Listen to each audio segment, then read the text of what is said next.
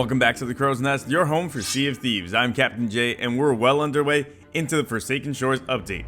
From dodging falling rocks to keeping your balance during an earthquake, the update packs a punch. Now, if you're like me, you're all about collecting the loot, and in this case, new cosmetics, especially the timed ones. So, how do we go from this sad state of affairs to this epic vessel and these new items? You're in the right place.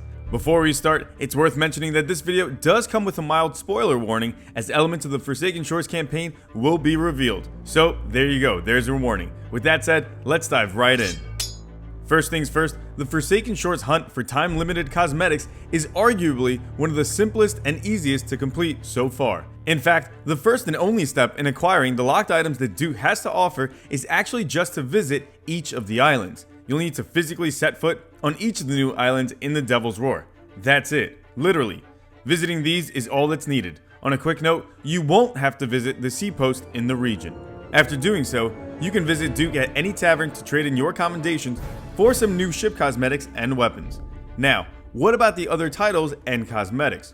Both the Ocean Crawler and Kraken set clothing and items can be purchased from the get-go from vendors, provided you have enough gold for the items.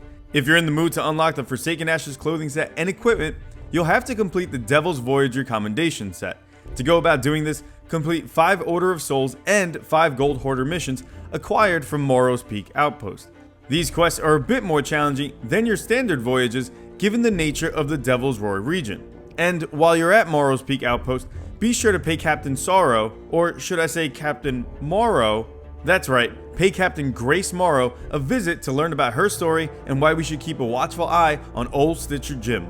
There's a reason he's located on Liar's Backbone. Speak to Grace to hear her tragic tale and then set out throughout the Devil's Roar to uncover the whereabouts and remains of her ill-fated crew.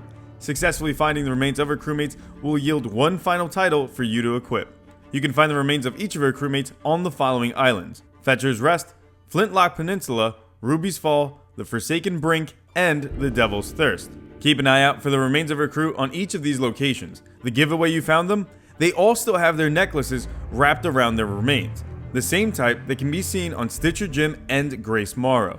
For an exact pinpoint location of where to find these individuals, check out the link in the description below to my buddy's website, Rare Thief, one of the many monikers for the legendary One Falcon. The guide up on his site is deadly accurate and cuts straight to the punch. And that's about it thus far for the new items in Forsaken Shores. Like I mentioned earlier, these items are much more straightforward to acquire, especially the time-limited ones, so it shouldn't be too much of a challenge for pirates, even those who have limited playtime, to complete. Let me know what you think of the new region in the comments section below.